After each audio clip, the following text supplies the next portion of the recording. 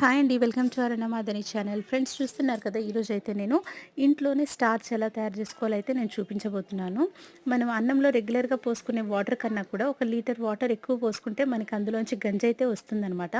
80% అన్నం ఉడికిన తర్వాత మిగతా 20% మళ్ళీ గంజి వంపుకున్న తర్వాత మనము స్టవ్ పైన పెట్టుకోవాలన్నమాట. చూస్తున్నారు కదా, నేనైతే అందులోంచి ఒక పొంగు వచ్చిన తర్వాత గంజంతా అయితే వంపేసుకుంటున్నాను. వంపుకున్న గంజిలో మనం సాల్ట్ వేసుకుని కొద్దిగా ఒక హాఫ్ లీటర్, డైలీ ఒక హాఫ్ లీటర్ తాగితే అయితే హెల్త్కి చాలా మంచిదన్నమాట.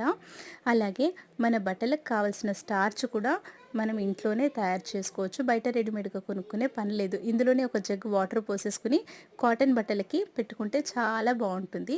ఇప్పుడు ఈ అన్నం గంజి వార్చుకున్న అన్నాన్ని స్టవ్ పైన పెట్టుకోవాలి. ఇప్పుడు కింద పైన నీట్గా కలుపుకున్న తర్వాత దానిపైన ముద్ద పెట్టేసుకుని ఈ గంజన్నం కూడా మిగతా 20% అన్నం ఉడికేంత వరకు దానిపైన